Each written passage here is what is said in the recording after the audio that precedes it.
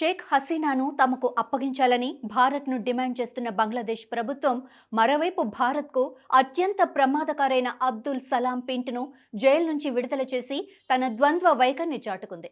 మాజీ మంత్రి అయిన అబ్దుస్ భారత్పై దాడికి ఉగ్రవాదులకు సాయం చేశాడు. షేక్ హసీనా ర్యాలీపై దాడులు చేయించింది కూడా ఆయనే. బంగ్లాదేశ్ మాజీ ప్రధాని ఖలీదా జియా సన్నిహితుల్లో ఒకటిగా చెప్పుకునే అబ్దుస్ విడుదలపై అటు బంగ్లాదేశ్ ఇటు భారత్లోనూ ఆందోళన వ్యక్తమవుతోంది. ఖలీదా జియా ప్రభుత్వంలో పింట్ బంగ్లాదేశ్ విద్యాశాఖ మంత్రిగా పనిచేయగా ఈ సందర్భంలోనే భారత్తో పాటు హసీనాపై ఎన్నో కుట్రలు పన్నాడు. ఉగ్రవాదులకు నిధులు సమకూర్చిన కేసులో అరెస్ట్ అయ్యాడు. పాకిస్తాన్లో ఉగ్రవాదులకు నిధులు సమకూర్చడం ద్వారా వారు జమ్మూ కశ్మీర్ ద్వారా భారత్కు హాని చేయాలని కుట్ర పన్నారు.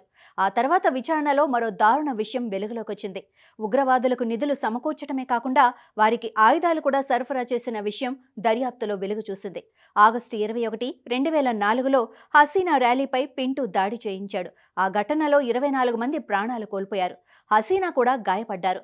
ఆ తర్వాత 2008లో పింటూ అరెస్టు కాగా 2018లో కోర్టు ఆయనకు మరణశిక్ష విధించింది.